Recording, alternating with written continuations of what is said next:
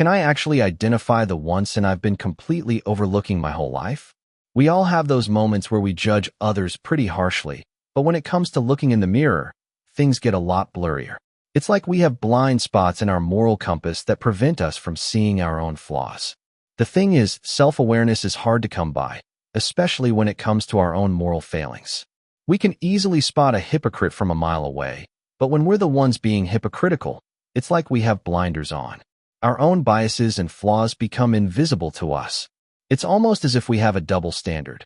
We're quick to point out the sins of others, but when it comes to our own, we rationalize or justify them away. And that's where the problem lies.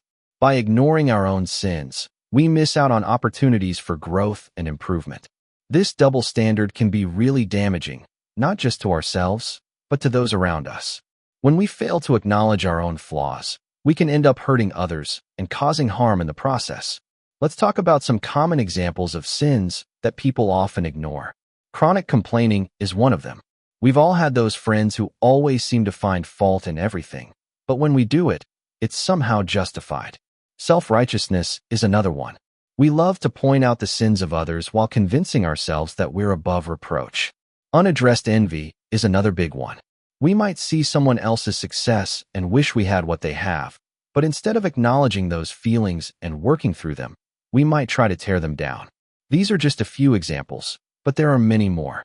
I remember a time when I realized I was being really envious of a friend's success. I was always talking about how they were lucky or how the system was rigged in their favor.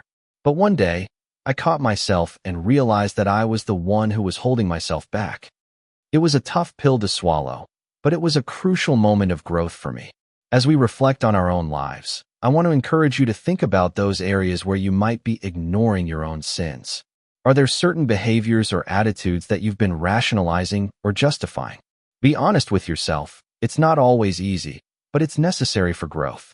The key takeaway here is that self-reflection and humility are crucial for personal growth. By acknowledging our ignored sins, we can start to work on them and become better versions of ourselves.